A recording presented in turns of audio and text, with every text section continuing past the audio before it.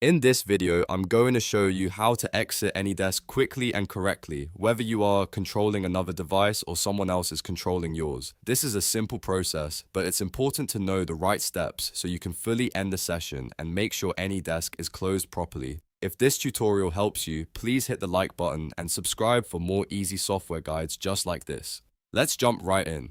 First, if you are the one controlling a remote device, look at the main AnyDesk window on your screen. You should see the Active Session tab for the device you are connected to. To end that remote connection, simply click the X on that session tab.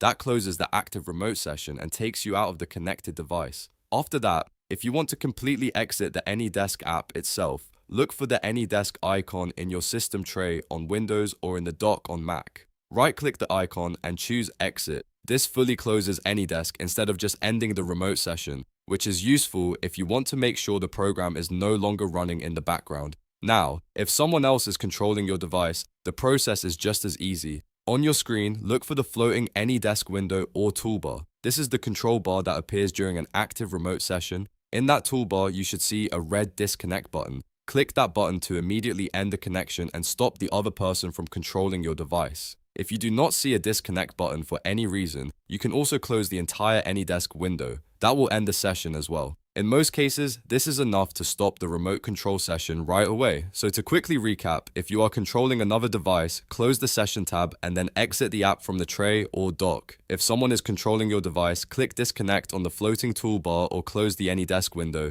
That's all it takes to exit AnyDesk properly. If this video helped, don't forget to like, subscribe, and turn on notifications for more step-by-step tutorials. Thanks for watching, and I'll see you in the next one.